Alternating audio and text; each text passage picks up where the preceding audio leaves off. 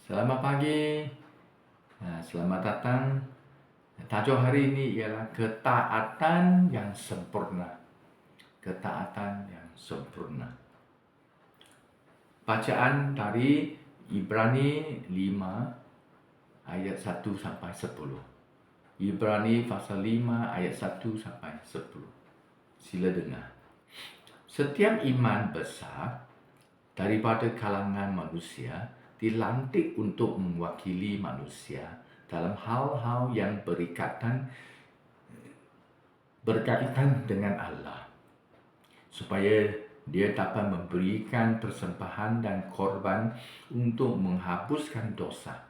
Dia dapat merasakan belas kasih kepada mereka yang jahil dan sesat, kerana dia sendiri menghadapi kelemahan diri. Oleh itu, dia dikehendaki membuat persembahan bukan sahaja untuk menghapuskan dosa orang lain, tetapi juga dosa dia sendiri. Tiada sesiapa pun mengambil kehormatan ini untuk dirinya, kecuali yang dipanggil oleh Allah, seperti Harun. Demikian jugalah Kristus. Dia tidak memuliakan dirinya untuk menjadi iman besar. Tetapi Allah telah berfirman kepadanya, "Engkau anakku, pada hari ini ku menjadi bapamu." Allah berfirman juga di suatu tempat lagi, "Engkau menjadi iman untuk selama-lamanya menurut peraturan Melkisedek." Ketika Yesus hidup sebagai manusia, dia telah berdoa dan merayu dengan ratap tangis kepada Allah yang berkuasa menyelamatkannya daripada kematian. Dan Allah telah dengarnya kerana kesalehannya. Sungguh pun dia anak, namun dia belajar taat melalui segala penderitaannya. Setelah dia dijadikan sempurna, dia menjadi sumber penyelamatan yang kekal bagi semua yang mematuhinya. Dia dipanggil Allah menjadi iman besar menurut peraturan Melkisedek. Inilah firman Tuhan. Syukur kepada Tuhan. Selalu adalah soalan umum tentang Yesus dan orang-orang awam. Soalan ini ialah, kenapa Yesus boleh berjalan di atas air dan kita tidak boleh? Kenapa Yesus boleh melakukan mukjizat dan kita tidak boleh? Kenapa Yesus boleh menyembuhkan orang sakit, kita tidak boleh? Macam mana banyak lagi soalan-soalan. Ada orang kata jawapan umum ialah Yesus adalah Tuhan dan kita hanya manusia, pasti atau tidak. Oh, cepat-cepat kata memang pasti Yesus adalah Tuhan. Tetapi bila engkau lihat, bila Yesus berjalan di atas air, dia masih di dunia. Bila Yesus melakukan mukjizat, dia di dunia. Yesus menyembuh orang sakit, dia di dunia. Di dunia dia masih manusia. Ya, dia Tuhan, tetapi dia tidak gunakan kuasa Tuhan. Kalau dia gunakan kuasa Tuhan, dia tak payah mati, tak payah dikandung di atas salib. Dia kata dia boleh memanggil beribu-ribu malaikat bila orang tangkap dia. Kita tahu Yesus dia ialah manusia. Bila dia di dunia, dia tidak gunakan kuasa Tuhan dia, tetapi dia percaya Roh Kudus, percaya Tuhan, yang Tuhan memboleh dia boleh ada kuasa yang buat mukjizat, buat persembuhan dan jalan di atas air yang banyak-banyak. Kalau Yesus gunakan kuasa roh Tuhan dia, memang dia tidak layak mati untuk manusia. Tetapi Alkitab kata Yesus dilantik sebagai imam besar. Di Alkitab kata Kristus tidak memuliakan diri dia untuk menjadi imam besar. Bukan dia mau jadi imam besar. Tetapi dia mesti layak dulu. Ya, Allah berfirman, engkau anakku pada hari ini, aku menjadi bapamu. Yang lain tempat, dia kata, engkau menjadi imam untuk selama-lamanya menurut peraturan Melkisedek. Kalau kita lihat ini, dia ialah anak Tuhan, tetapi dia dilantik, Tuhan lantikkan dia jadi imam besar. Kenapa dia kata? Sebab dia kata dia dilantik dan kita akan lihat nanti dia dilantik. Sekarang kita peranan imam besar manusia, peranan ialah kalau untuk imam besar manusia, setiap imam besar di kalangan manusia dilantik untuk mewakili manusia, dilantik pun hal-hal yang berkaitan dengan Allah supaya dia dapat memberikan persembahan dan korban untuk menghapuskan dosa. Dia mesti mau memberi sembah jadi korban untuk manusia, hapuskan dosa. Dia di sini, Tuhan di sini, manusia di sini, tetapi imam besar ialah di tengah-tengah. Dia bawakan itu korban yang disembah untuk manusia menghapuskan dosa. Manusia tidak ada dosa, Tuhan boleh bersama yang dengan manusia yang dapat aman damai. Kalau tidak, ini adalah Tuhan yang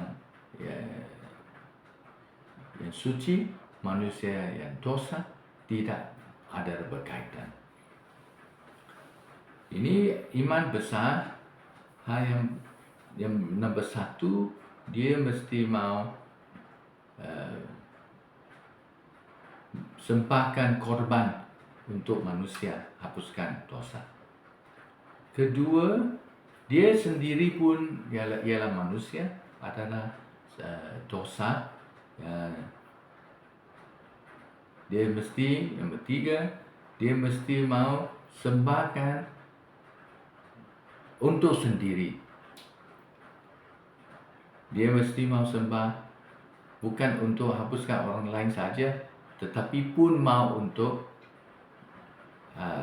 hapuskan dosa dia sendiri. Dia sendiri ada dosa, dia mesti mau korban. Ini dia ada dua kerja. Dia gunakan korban yang sembah kepada Tuhan untuk dosa, hapuskan dosa sendiri. Nanti dia pun gunakan korban sembah kepada Tuhan untuk menghapuskan dosa orang-orang lain. Bukan semua siapa akan mau jadi imam besar. Tiada siapa pun mengambil hormatan ini. Ini ialah dipanggil, dilantik oleh Allah. Seperti Harun. Ini generasi Harun, ya, ialah jadi imam besar. Mesti dilantik. Tetapi Yesus tadi kata sudah jadi imam besar. Tetapi Yesus ialah jadi imam besar rohani. Apa beza itu? Ini Yesus nomor satu sama dengan imam besar manusia. Dia sembahkan korban untuk semua orang, ya, hapuskan dosa manusia. Kedua, sebab Yesus tidak berdosa. Pasal 4 ayat 15 kata, kerana kita mempunyai iman besar yang dalam segala aspek telah dicobai seperti kita, namun tanpa dosa. Yesus tidak berdosa. Ketiga, sebab Yesus tidak berdosa, dia tidak perlu mensembahkan korban untuk diri sendirinya. Tak payah. Dia hanya mensembahkan korban untuk semua orang. Sebab ini ialah Yesus ialah iman besar rohani. Dia sembahkan untuk orang lain. Tak payah untuk sendiri. Sebab dia tidak berdosa. Untuk iman manusia tak sama. Semua orang iman besar manusia, dia mesti mempersembahkan korban untuk sendiri dan untuk orang lain. Yesus tak payah. Sebab itu dia dilantik. Yesus belajar ketaatan. Sebab ketaatan dia dilantik. Ayat 7 kata, ketika Yesus hidup sebagai manusia, dia telah berdoa dan merayu dengan rata tangis kepada Allah. Dia pun sama juga seperti kita, doa kepada Allah. Allah yang berkuasa menyelamatkan dia daripada kematian, dan Allah telah dengar dia kerana kesalehannya. Ini Allah dengarkan suara dia sebab kesalehan Tuhan Yesus. Kesalehan Yesus hari ini pun sama juga.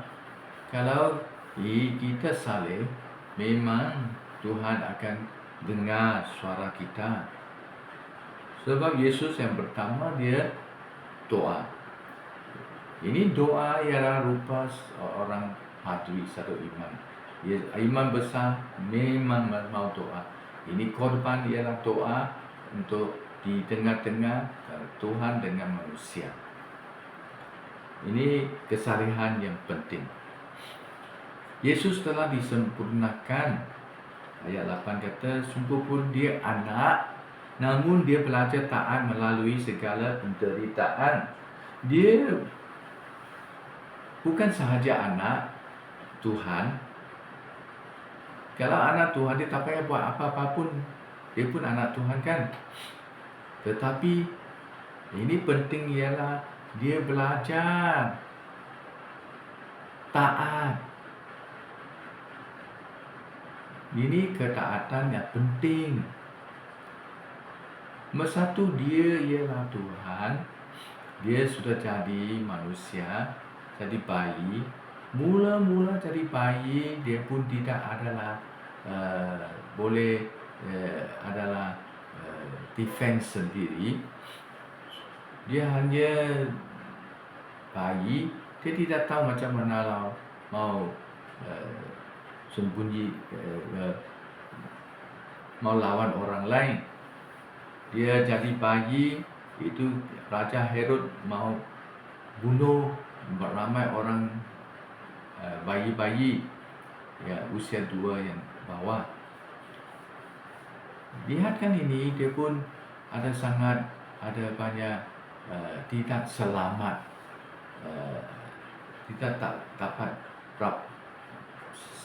tidak selamat pada masa dia.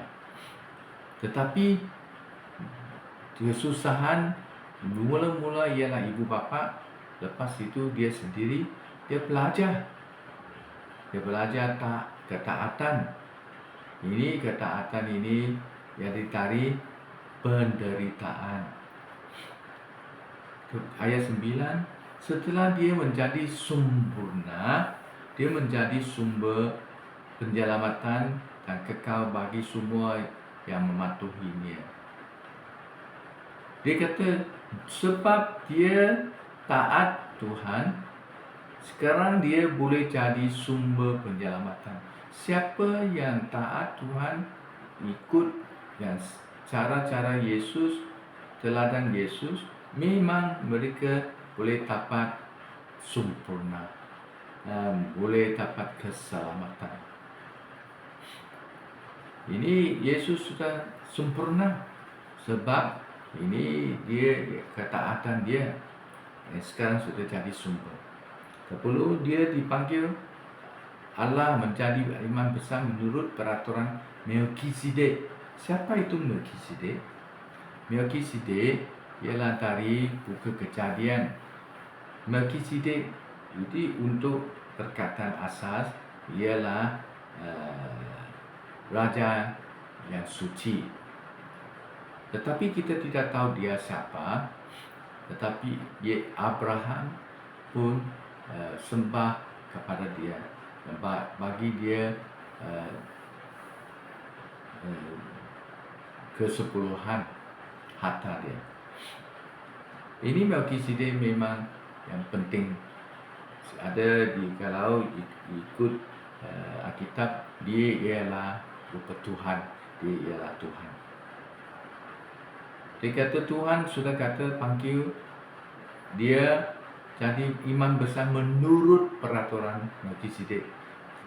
Melkisedek ialah seorang imam besar dari Tuhan. Sekarang Yesus yang menurut peraturan dia. Ini Yesus dapat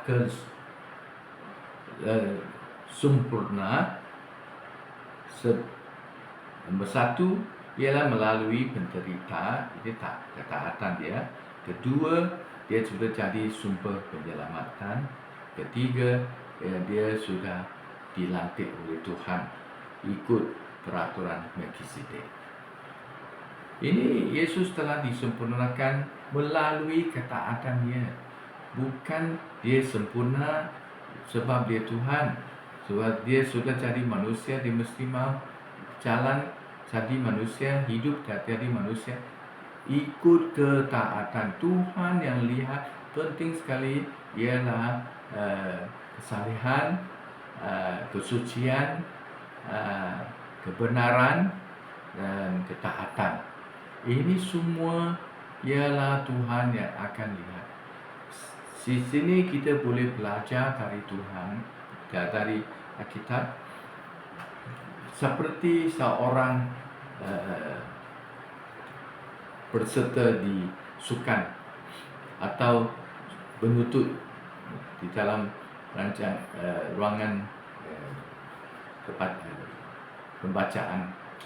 Kita mesti mau kerja rajin, bukan rajin saja, tetapi mesti mau taat, ikutkan polisi, ikutkan undang, menuju kepada ini tahap atau itu target kita.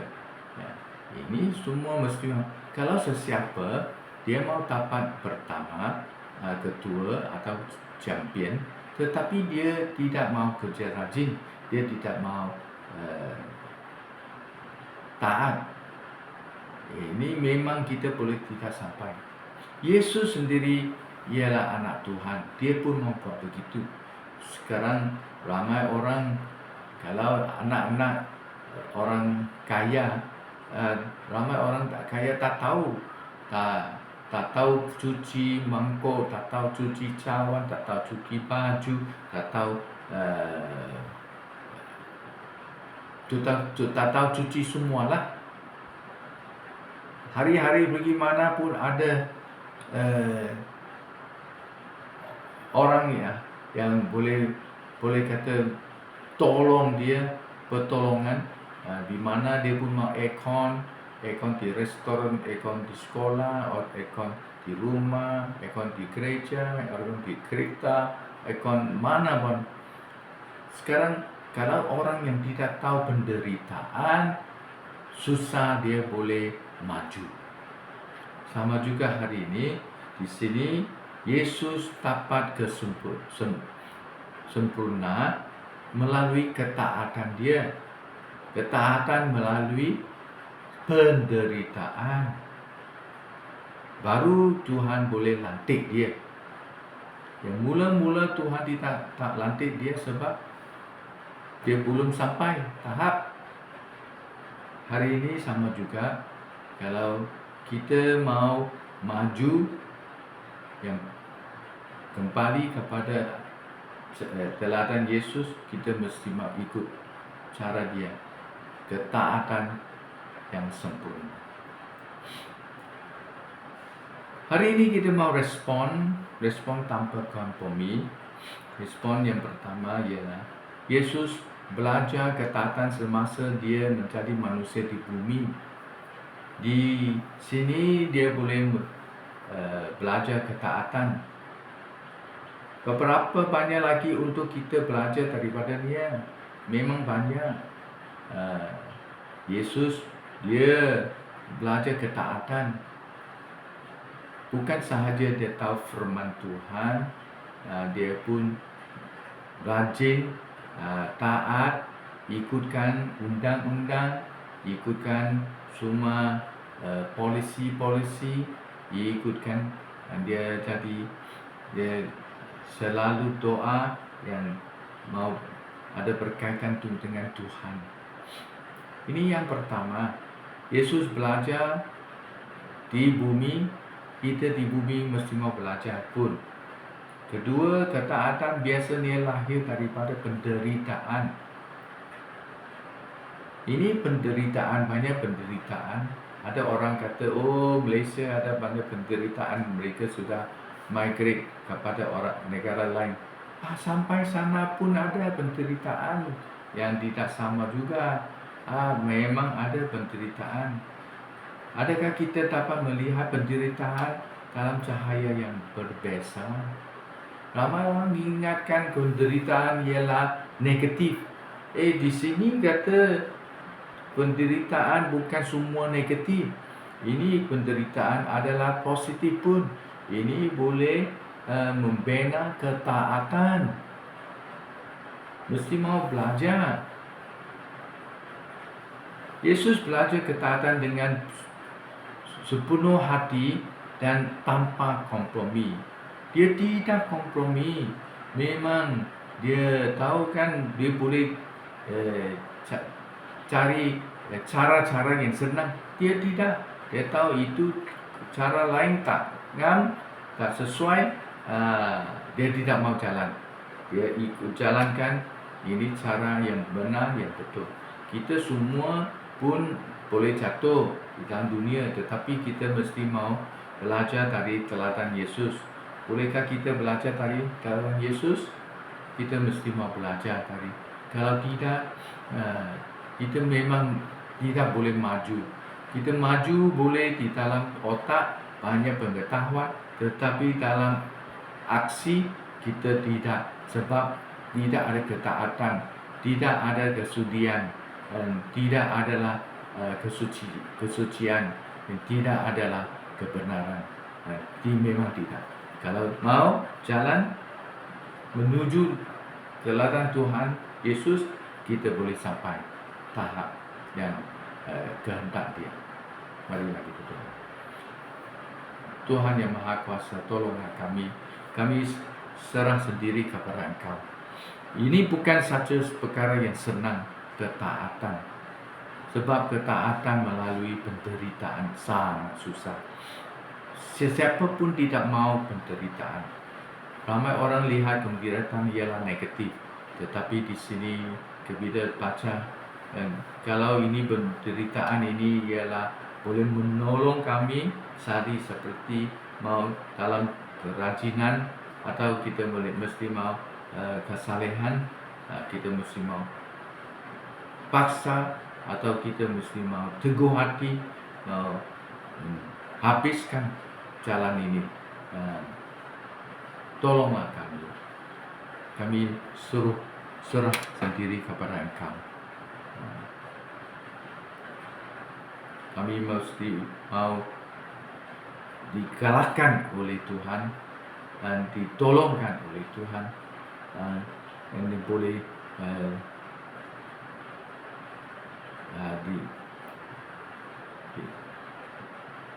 dilengkapi oleh Tuhan, dari Tuhan, boleh maju ke perjalanan yang suci dalam nama Yesus. Amin.